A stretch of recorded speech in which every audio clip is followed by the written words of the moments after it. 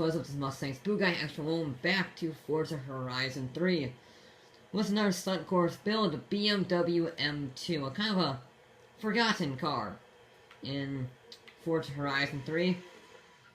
And I quite like it. It's a very, very good car. And I'm going to build it into a stunt course car. Now, it does start off A-class, like mid-low A-class. Yeah, A23. So we don't have that much PI to play with. I'm hoping we can get a decent amount of power in. We do want the Hot Wheels tires. 275s on the front are nice. 305s on the rear are better. We need the four-wheel drive. And we have a mediocre amount of PI left. We have a bit. Yeah, we're at 826 right now. So you have 3/4 of the way, we're a quarter of the way through S1 class. Which gives us a predicament. We can lower the weight. You know, I might lower the weight, because it doesn't add that much PI, 853, so I'm going to do that.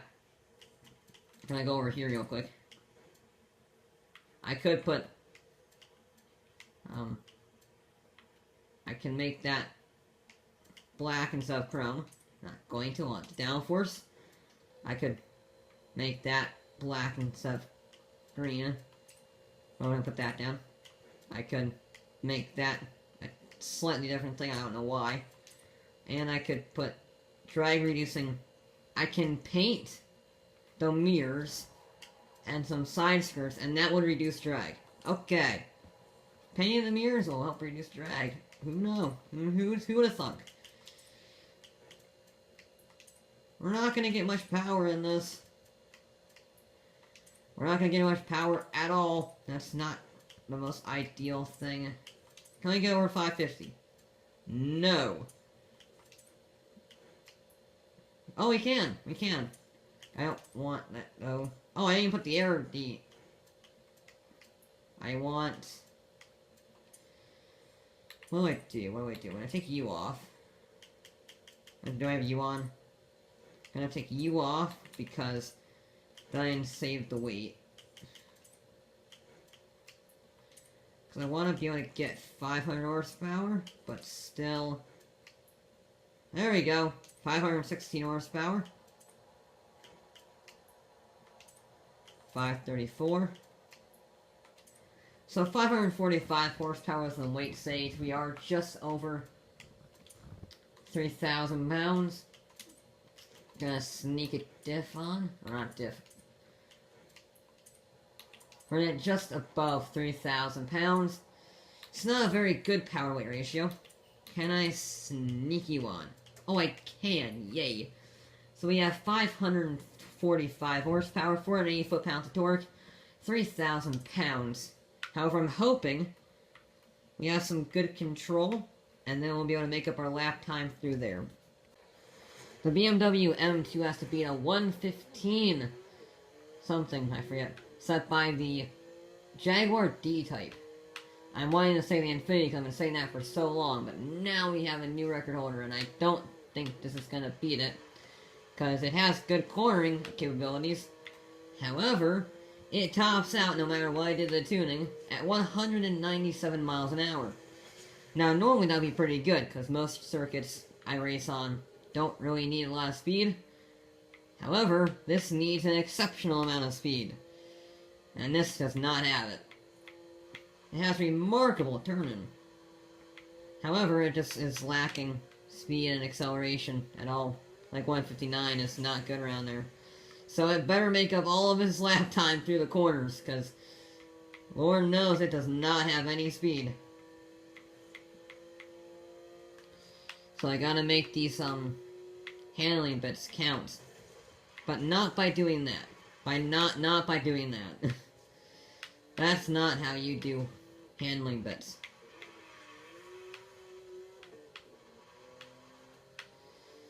So I'm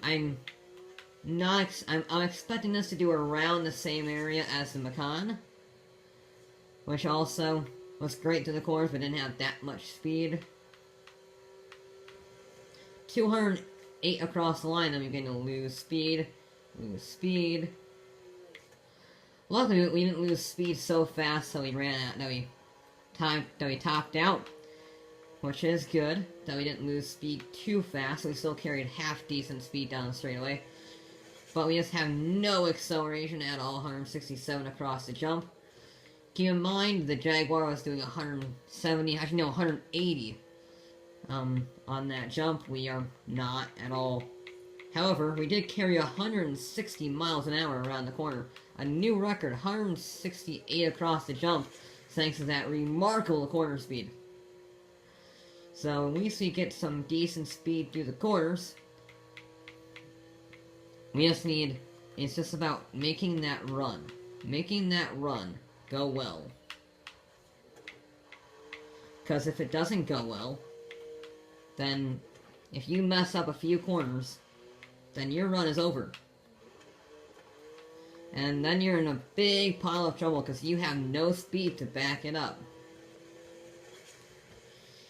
So, this was a very clean lap. No major mistakes. Heck, we didn't even hit a wall. We for the first time, we actually have a non-dirty lap.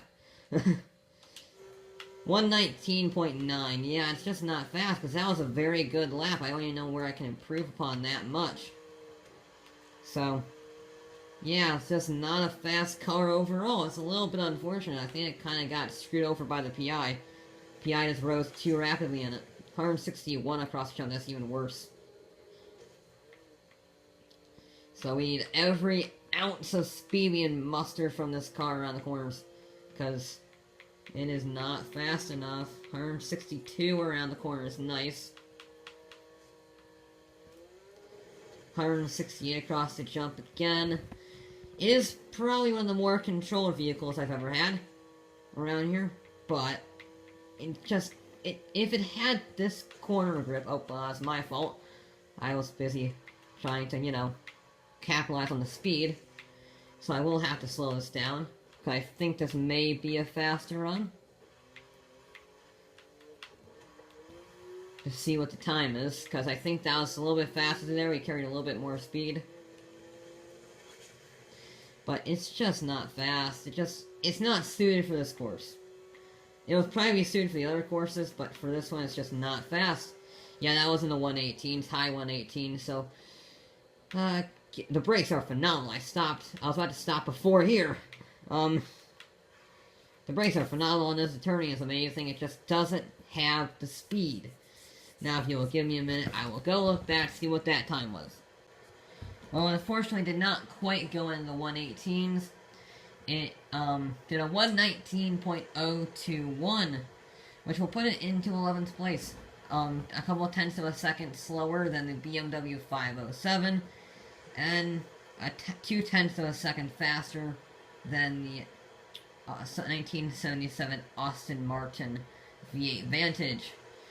And I would say it did do better than I thought it would be. I thought it would be around the Macan area, and it was a little bit fast. It was quite a bit faster than the Macan, but like I said before, it just doesn't have the speed. If it had the handling, and if it had this handling and the speed of the Jag, it would be unstoppable. But just doesn't quite have it, which is a tiny bit unfortunate. But that is it for this episode of Forza Horizon. I'll be back with more.